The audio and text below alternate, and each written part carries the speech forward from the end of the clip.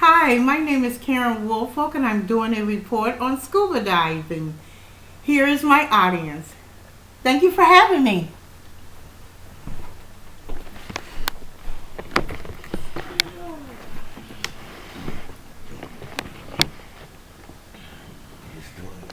I know you're all excited about leaving the country, going to Blue Corners, Palau, excuse me.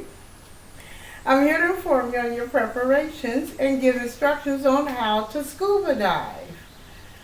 Now, going through the professional observation and research work through the National Association of Underwater Instructors and gaining information from the Professional Association of Diving Instructors, I am able to make your trip more successful.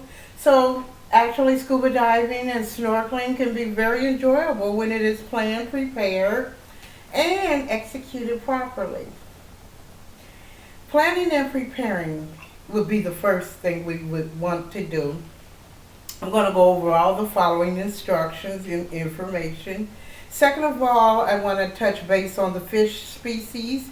And third of all, of course, the strategy to be successful in scuba diving and snorkeling. Now, first of all, we must know the equipment to take. We're going to take our mask and the swim fins to move through the waters more easily, and the mask will give you much more clear vision. Also, the short tube for snorkeling, those of us who are interested in snorkeling also. Moreover, the scuba diving equipment is what you want to make sure you have, all of it. This will involve the metal tanks and also a demand regulator. A regulator includes the air hose, the mouthpiece, and it also, more importantly, controls the flow of the air. That the pressure within your lungs equals the same pressure on the outside of the water. And so we might want to also take a weighted belt and a buoyancy compensator, which will be inflated underwater, which you can return to the surface very quickly using this. And that will control the depth of your desired area you want to stay in. Also remember, the pressure underwater is greater underwater than on land, and that can be a serious injury if you to have the result of the pressure in your lungs the same amount on the outside. So be aware of that also.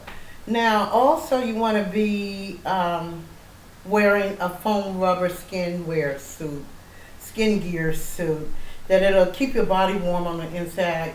There will be some water floating, some water entering into the gear, but that's okay. Your body will stay warm. Also, I want to touch base on the types of diving, the breath hold diving, and then of course the scuba diving. The breath hold diving will, you can dive 30 to 40 feet and stay a minute underwater. And then there's some that can dive 100 feet and stay, anywhere from 1 to 3 minutes. Well, nevertheless, the best way to increase your underwater is to remain calm, okay? Because there are many species under there. You will see the sharks floating by. Just be still, and they will pass you by. And then you will see other species, turtles, manta rays, and dogtooth tunas, all types of species. Beware of the king triggers, okay? Because the king triggers are very aggressive fish, and they defend their territory. They've even been known to run the scuba divers to the surface. So be aware of them also. Again, I want to point out the snorkeling. Go back to the snorkeling activities. Well, the fish feeding is awesome. You can use bread, cheese, any type of breakfast scrap will do fine. Anywhere you snorkel will be plenty of small fish around. So when you feeding the fish across the coral reefs, put gloves on also, because there are some vicious fish out there. You just want to make sure you have gloves on. And when shelling, don't forget that to be aware of the many shells that you pick up, because they will have an animal living inside. So take your shells to the surface, turn it over, look inside. If the shell is alive, return it to the bottom. Only collect the empty shells, and I'm sure you'll have a great time scuba diving and snorkeling. So thank you for having me. I enjoy coming to you.